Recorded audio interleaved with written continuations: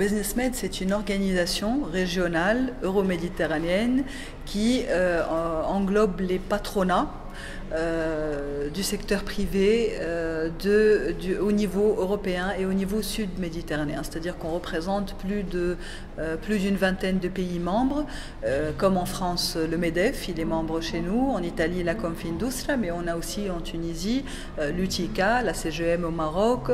C'est-à-dire qu'on couvre au niveau régional tous les patronats représentants du secteur privé et qui représentent aussi la casquette syndicat patronal.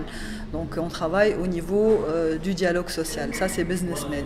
Toutes nos activités reposent sur aussi bien l'investissement régional et l'intégration régionale, mais aussi le dialogue social au niveau régional. D'ailleurs, ce sont ces deux gros projets que nous gérons au niveau avec la Commission européenne. Un projet qui s'appelle Solid, Med Social Dialogue, qui travaille sur le dialogue social régional, et EPSOMED, qui est un projet sur le renforcement de capacité des organisations de support aux entreprises. Les organisations de support aux entreprises, qu'est-ce que c'est et à quoi ça sert? Alors, c'est une question que nous nous sommes posée. C'est un consortium sur lequel nous travaillons depuis des années avec des partenaires que certainement vous connaissez déjà, qui sont connus dans la région. On a géré ensemble un projet qui s'appelait InvestInMed, je parle de ça en 2008, et un projet ensuite Euromed Invest. C'est un projet qui regroupe les organisations de support aux entreprises, qui sont les chambres de commerce, représentées par l'ASCAME, Eurochambre et GASIC, les agences d'investissement et de promotion de développement qui sont Anima, euro-méditerranéenne, et les patronats représentés par BusinessMed. Ça, c'est un consortium qui lead des projets depuis des années.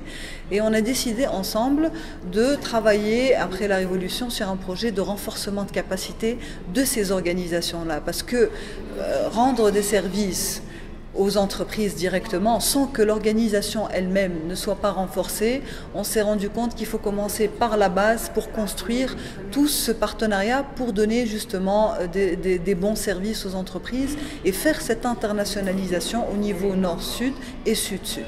Le challenge était il y a 6 ans.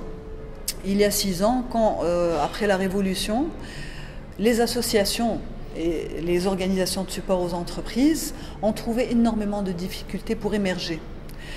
Il y avait les anciennes générations qui étaient en train de sortir, il n'y avait pas d'échange de bonnes pratiques, la nouvelle jeunesse ne savait pas comment travailler dans une chambre de commerce, dans un patronat, dans une agence d'investissement de promotion.